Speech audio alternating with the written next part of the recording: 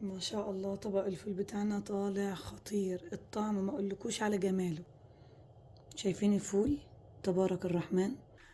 السلام عليكم ورحمة الله وبركاته، أهلا بحضراتكم جميعا في قناة لولو في المطبخ. أتمنى إن هي تنال إعجابكم. لما نبدأ اليوم هنعمل مع بعض طبق الفول المدمس في البيت بطريقة جميلة جدا، وهتبقى أحلى من اللي انت بتشتريه من بره. وإن شاء الله هنشوف النتيجة مع بعض وهتنال إعجابكم. وقبل ما نبدأ الفيديو بتاعنا يلا بينا نسمي الله ونصلي ونسلم على رسولنا الكريم سيدنا محمد صلى الله عليه وسلم. اول حاجه في الوصفه بتاعتنا معانا 300 جرام من الفول. طبعا اختار حبايه الفول اللي تكون بيضه بالشكل ده. اول حاجه عشان حبايه الفول تكون بيضه معانا وما تبقاش سودة، لازم نختار حبايه الفول البيضه اللي بالشكل ده. شايفين الفرق؟ دي هتطلع معاكي غامقه. فحاولي وانت بتختاري الفول تجيبي الحبايه اللي زي دي، هتفتح معاكي وهيكون لونها ابيض وجميل. معانا كوبايتين من الفول اللي هي نفس كوبايه الشاي اللي موجوده معانا في كل بيت، وزنهم بالجرامات 300 جرام. طبعا غسلاه ومصفياه كويس زي ما انتم شايفين بالشكل ده. ومعانا الفول المدشوش اللي بيكون معانا بالشكل ده. معانا ربع كوباية من الفول وزنها بالجرامات 90 جرام. ومعانا ربع كوباية من العدس الأصفر وزنهم بالجرامات 80 جرام. غسلتهم مع بعض كويس جدا بالشكل ده لحد ما ميتهم بقى صافية معانا وبيضة. وبعد كده صفيتهم. العدس الأصفر والفول المجروش بيخلي معاك الفول يطلع بنتيجة جميلة جدا جدا. ومعانا 3 معالق كبار من القمح اللي هي حبوب القمح او الحبايه الكامله اللي هي الغله، او المجروشه اللي هي زي اللي معايا بالشكل ده. دي بتكون سريعه شويه عن الحبايه الكامله. 3 معالق وزنهم بالجرامات 30 جرام. غسلتهم وصفيتهم كويس زي ما انتم شايفين كده، وهنزل بيهم على العدس. دي بتخلي اللزوجه اللي بتكون موجوده في الفول، حبايه الغله دي هي اللي بتعملها معانا. بعد كده هنبدا ننقعهم. نسمع نقول بسم الله.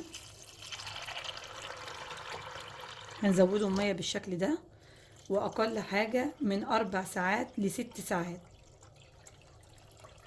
اقل حاجة نفس المدة اللي هتنقعي فيها الفول هي نفس المدة اللي هننقع فيها العدس والفول مع بعض.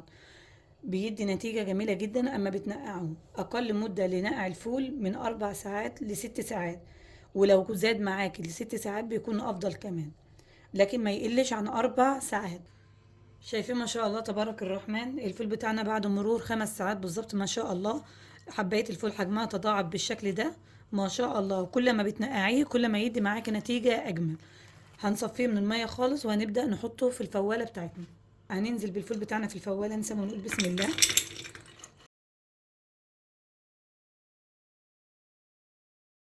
بعد ما صفينا العدس والفول المجروش هننزل بيهم، نسمي ونقول بسم الله.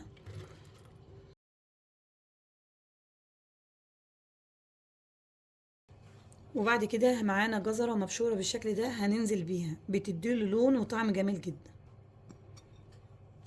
وبعد كده معانا ميه بتغلي هننزل بيها، نسمي ونقول بسم الله. طبعا انت بتخلي الفوالة فيها مجال كده للميه عشان تقدري ان انت تحطيها،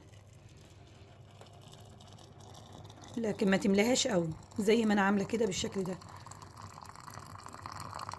وبعد كده هننزل عليها بمعلقه صغيره من البيكنج باودر. دي سر التسويه بتاعتها، بتخليها تتسوى من 2 ل3 ساعات اقل وقت تتسوى فيه. ربع معلقه صغيره من الكركم بتديها اللون الاصفر الجميل بتاع الفواله اللي احنا بنجيبها من بره، ربع معلقه صغيره. بعد كده هنغطي عليها بورق الفويل بالشكل ده لان احنا عايزين نكتم الحراره بتاعتها.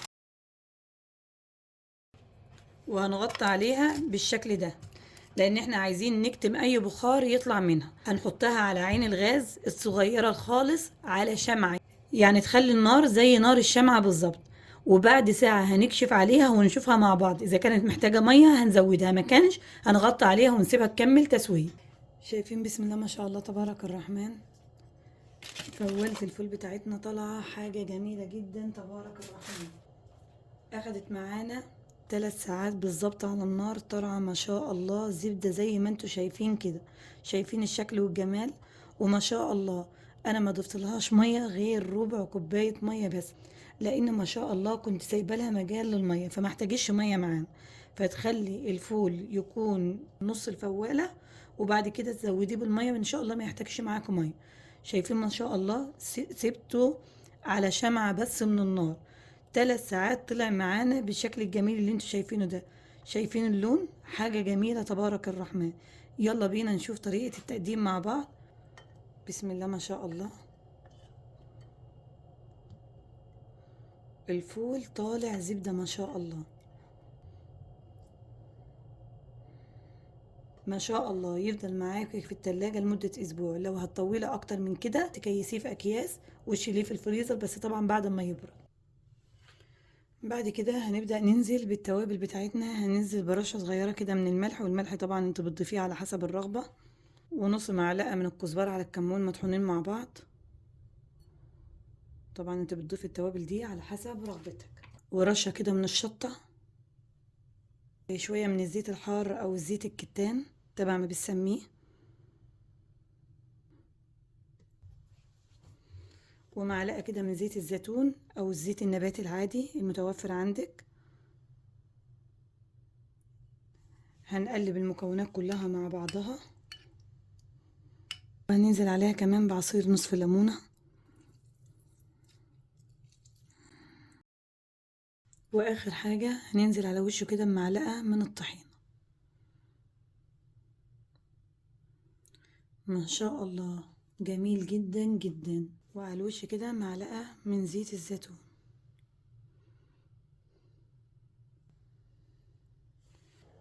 ما شاء الله، طبق الفول بتاعنا طالع خطير. الطعم ما اقولكوش على جماله.